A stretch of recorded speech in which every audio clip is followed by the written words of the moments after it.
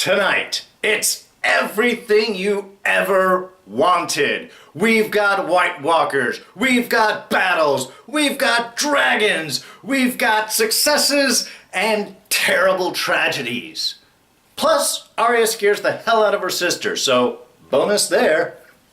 It's Game of Thrones, Season 7, Episode 6, Beyond the Wall.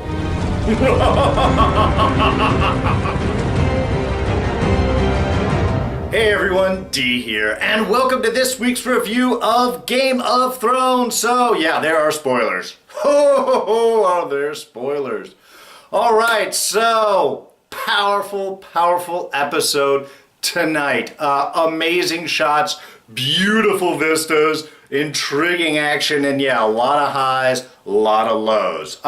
So before we head up north of the wall, let's take a quick stop off in Winterfell at the Stark sisters. Not getting along too well right now. Littlefingers' machinations really starting to come into play there. And you know, it's kind of sad because I think one thing about that first scene between the two of the girls is really getting to know of how much both of them have been through. I mean, we get kind of the back and forth there of you don't know what I've seen, or you know, you can't imagine what I've been through, and I can imagine a lot. They have both been through a lot.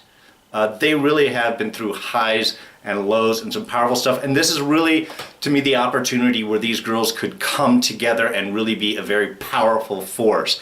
But there are insecurities. Arya doesn't totally trust Sansa. Certainly that discussion there about seeing the father die, but then I thought Sansa threw it right back, when she was like, well, did you run to help him? And you saw me there? No, I couldn't help him either. You know, I mean, there is a lot that the two of them could really share here. But while Arya is very confident where she is coming from, Sansa's insecurities really start to show here. And there's no reason why she should. But this is, I think, part of the machinations of Baelish. And then everybody's been warning her about it, but she's making the same mistake everybody else does. They underestimate him. They assume that they can ignore his machinations, ignore his advice, and just, you know, do the right thing. But that's not how Littlefinger works. He waits for you to anticipate. He waits for you to think that you are above him, and then he comes in and just teases and taunts and does his little stuff and forces you to think the way that he wants you to. That is his goal. We do find out, of course, that it was Baelish's plan to get this into Arya's hand, because when Sansa asks about it, he flat out says, I don't know where she got it. There are a lot of different things that she can come up with. Why would Baelish have won? I mean, that's really the truth. If he was trying to protect Sansa, that this letter might make the, you know, lords rethink their dedication to her, he should have destroyed that right away as opposed to hiding it. So this was definitely something that he has gotten in order to set the split between the girls. And it's working very well. It's feeding into Sansa's immaturity. And we see that especially in that scene with Brienne, and I don't really understand even why she was sending her away, unless that's some way to sort of counter Baelish, because Littlefinger was saying, well, we should talk to Brienne because Brienne's dedicated to both of you, and if one is looking to overthrow or cause problems, she would be obligated to try and stop it. That would be like a bulwark, a protection there.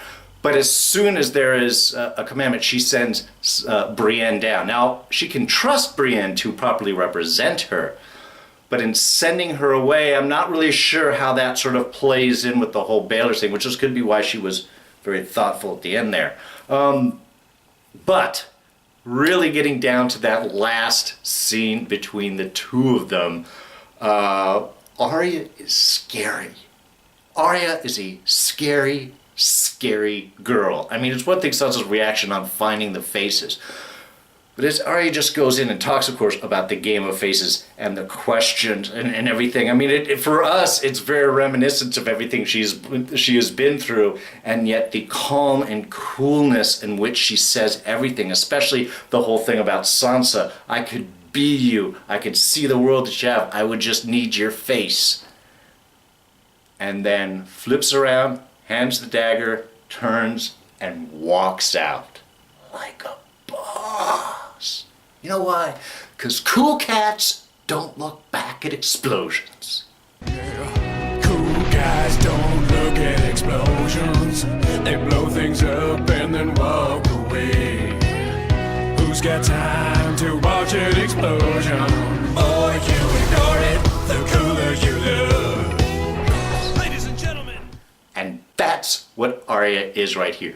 This is badassery to the max. She is making her statement. She's being very clear about who she is, and she is representing no threat. I mean, Sansa's first reaction there was, I have all these guards and they're all dedicated to me. That's an insecure reaction. Whereas for Arya, she's like, well, they're not here, first of all. And two, she's not trying to supplant Sansa. She doesn't care about the Game of Thrones. She cares about family. She cares about doing the right things. And of course, killing Cersei. Not necessarily in that order. So I'm just hoping with that last move of Arya's is that Sansa's going to snap out of it and not really see Arya so much of a threat. Maybe start some actual conversations. I know it's difficult right now because there's a lot of anger, as Arya specifically says, walking out of there. But if they can get through this, and if Arya can sort of suss out Littlefinger a little bit, I think those two are going to be a very powerful force in the north. All right, our trip beyond the wall as it is. Beautifully done. Like I said, the shots here constantly throughout this episode. Beautiful vista shots. Very chilling, very haunting, very beautiful all at the same time.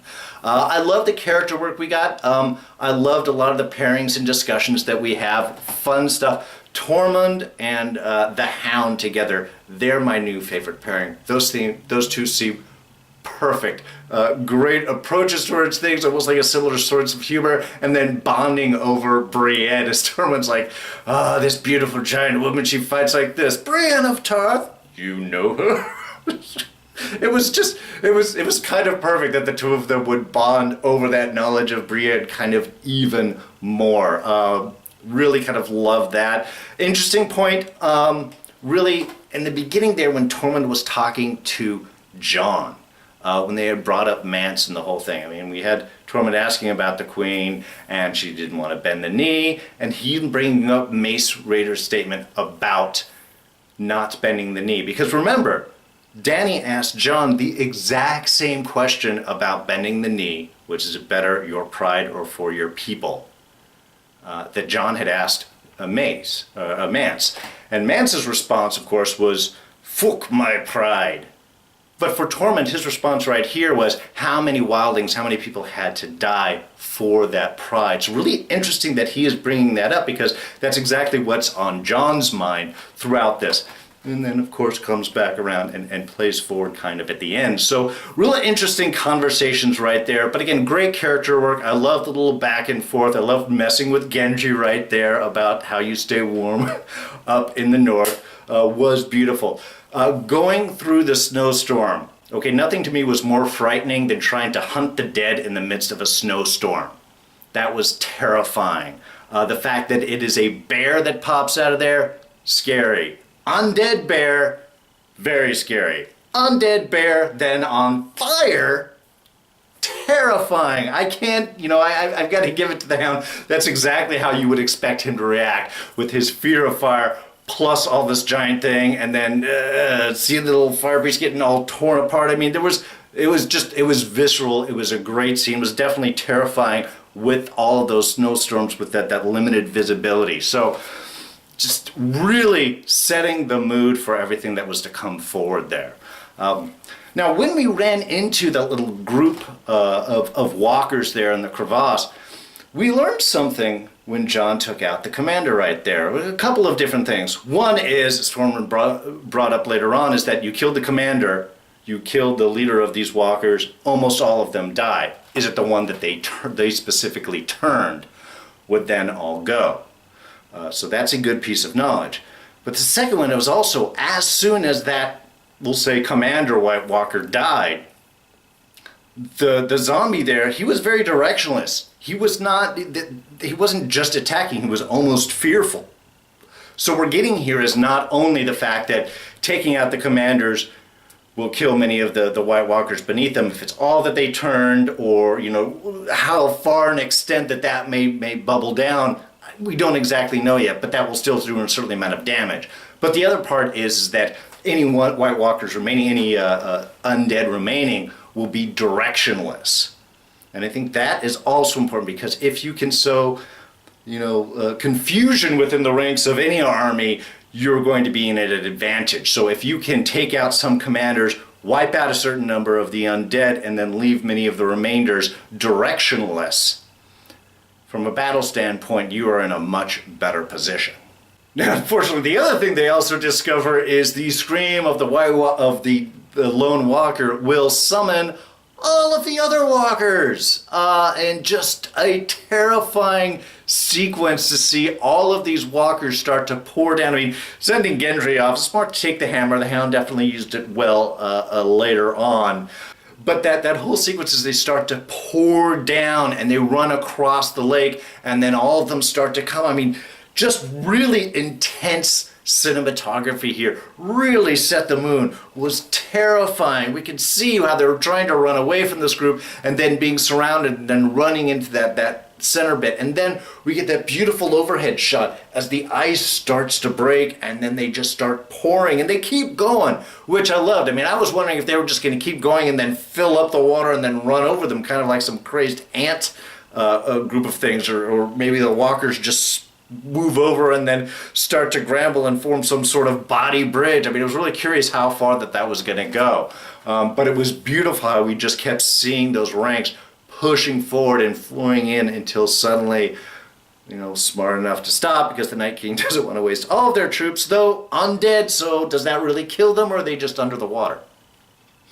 So now we get that beautiful shot where we have our group hold up in the island, in the little rocky outcropping in the midst of this giant frozen lake, just utterly surrounded. It was intense. It was frightening, and really just sort of set the mood up. And then the fact that they have to wait overnight for that. And of course, that's where we lost Thoros, our fire priest. Certainly wasn't going to survive long with those bear attacks on him. I don't even know how he actually went as long as he did, to be perfectly honest. And then that, of course, gets us set up for that beautiful, beautiful moment. Let's call it right here. You know it, I know it. It is our scene of the week. Just intense, beautiful, and it had everything. I think that was sort of the great thing. There were so many layers within this scene, and it's long. It is giant, because it starts off with the Hound screwing with the undead soldier at the end, throwing the rocks. You know, you dumb cunt. By the way, in America, that's not a good word. I know in England, it's very well used. Cunt here in the U.S., not quite as well accepted. But it does sound great coming out of the Hound's mouth. Seems quite appropriate. But of course, that just lets them know. I mean, why do you gotta fuck with why you gotta mess with a bad situation? Is that just going to let them know that the lake has in fact frozen, and it's perfect because that one comes forward, and then the lumbering, and then it all begins. Terrifying. You know, they should have possibly been overrun. I think it was important to sort of set it off that the first wave or two were all just stragglers starting to come in to test the strength of it. So that sort of made sense why they would survive kind of for so long. It was definitely very scary. That whole scene of almost losing Tormund. I thought he was going to go. It was one of those where it was like it was taking so long. You have to save him because now his possible debt is being pulled out. But, you know, it was also to raise up a lot of those emotions and fears out of it. So quite effective with that. The back and forth, people, you know, saving, going, and then just everything come up. It was really scary. And even when Jon said, it's like, retreat, retreat. It's like, where are you going to go? Fall back. Fall back to where? Okay, slightly higher on the rock. It's like, okay, we're falling back from here to right there. Wasn't that much. Losing more guys left and right. Definitely a terrifying moment. Beautiful use of slow-mo, just thinking that everything was going to go And then the dragons arrive. And then you just have the joy. I mean, the loot train battle was amazing. But seeing the dragons here just blowing through all of the White Walkers, plus as they're hitting the ice, they're not only burning the troops, but then they're blowing the ice apart and sinking all the rest of the walkers right in there. I mean, it was beautiful. It was wonderful. It's what we wanted to see. It's how you're like, oh my God, these are the best weapons against these walkers that you could possibly have. It was invigorating, and then we had that wonderful, wonderful moment when Dany lands and she reaches down for Jon, and Jon reaches back up for her, and it's all, oh, we just about got it. Why he kind of ran away, I mean, okay, they're being attacked, maybe he's trying to buy a couple of extra minutes. All right, I kind of get that, but he seemed to have gotten further and further away. Maybe caught up in the moment.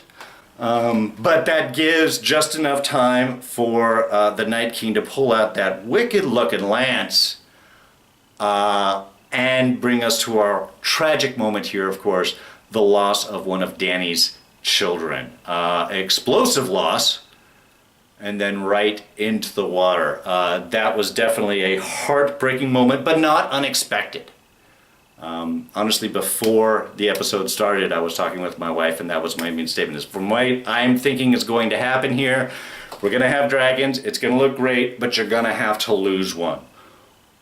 Why? Because you're going to have to turn it, and you're going to have an evil dragon against your good dragon. You're going to have that face-off. I mean, in order, again, this has to make the Night King terrifying, and this makes the Night King terrifying.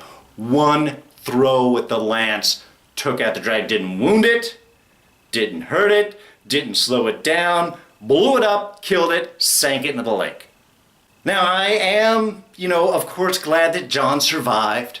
Certainly was in the water for some time. Don't know how much. Maybe it's the furs, the northern furs, the wildlings outfit. Maybe that helps keep you warm in the water there like that. It's not as heavy as the armor that Jaime was wearing in the whole loot train post-mortem bit. But very cool that he got out. As soon as I saw the horse in the fire, I knew it had to be Uncle Benji, which was great. Unfortunately, I do think that this is the last that we are going to see from him, sending him back off. And I did have to think just at that moment, it was just when we had that cool bit where Dany's on top and she's looking down, just waiting for Jon. It's not that far because Gendry got there on foot, so they couldn't be that far from the wall. He should be here. He could make it. There's Jon, and all I'm thinking is, where did he get a horse? That has to be a story all unto himself. Which gets us to what the whole last and little wrap-up bit. We have the final real connection with Jon and Dany. Was beautiful. The moment was the first thing that came out of his mouth when he woke up was not, hello, are we all right? Anything else is just, I am so sorry. And I think that was the kind of final linchpin. Obviously, that there has been things throughout the episode of their little connection here, but I think that was the linchpin. The fact that upon his wake, the first thing that he said was, I'm sorry, I wish we hadn't done it, that loss is horrible, really, and from a heartfelt moment. But like Dany also said, had to see it. You have to see it to believe it, which gives her dedication to take out the Night King, which gets Jon, of course, to figuratively bend the knee, but to call her queen. Why? Because even without that, she was willing to make that dedication for the North. She sacrificed one of her children and was willing to dedicate her troops in order to dedication to protect the people, to protect the North, to do exactly what Jon wanted, without asking him to bend the knee in order for it. So she does the right thing, he does the right thing and back, and they have a moment, not too long. Doesn't look like Dany is quite ready to make that step yet, but still, we were moving in good directions here.